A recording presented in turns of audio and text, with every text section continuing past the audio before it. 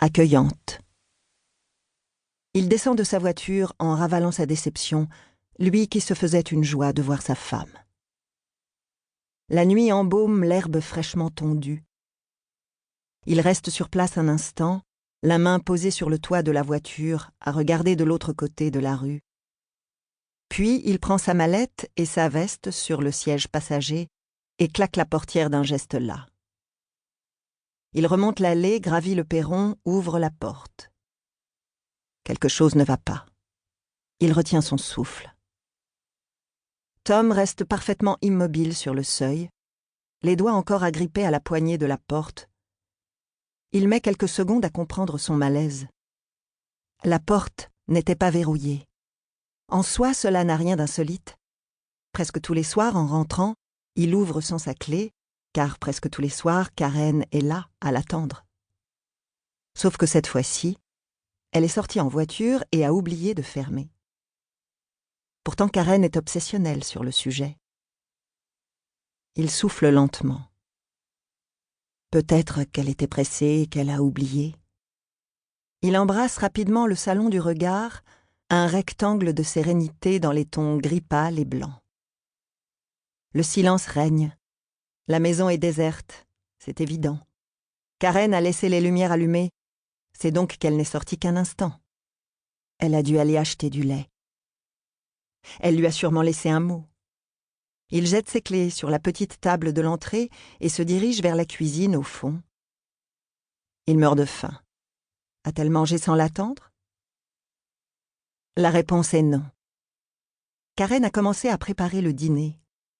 Une salade est presque terminée. Elle s'est arrêtée alors qu'elle tranchait une tomate. Il observe la planche en bois, la tomate et le couteau pointu à côté.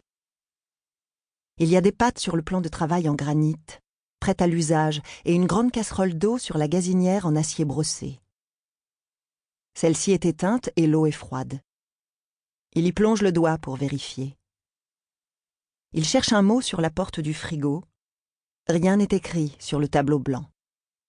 Il se rembrunit, consulte son téléphone pour voir s'il n'aurait pas raté un message. Rien. Il est légèrement contrarié maintenant. Elle aurait pu le prévenir. Tom ouvre le réfrigérateur et reste planté là 1 minute à regarder son contenu sans le voir. Puis, il s'empare d'une bière d'importation et décide de lancer la cuisson des pâtes. Il est convaincu qu'elle va rentrer d'une minute à l'autre.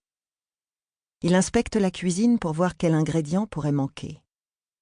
Il y a du lait, du pain, de la sauce pour les pâtes, du vin, du parmesan.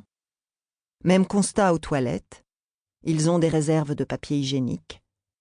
Qu'est-ce qui aurait bien pu justifier ce départ en urgence? En attendant que l'eau bouille, il l'appelle sur son portable. En vain. 1/4 d'heure plus tard, le dîner est prêt. Karen n'est toujours pas là. Il laisse les pâtes dans la passoire, coupe le gaz sous la sauce et se dirige avec impatience vers le salon, sa faim oubliée.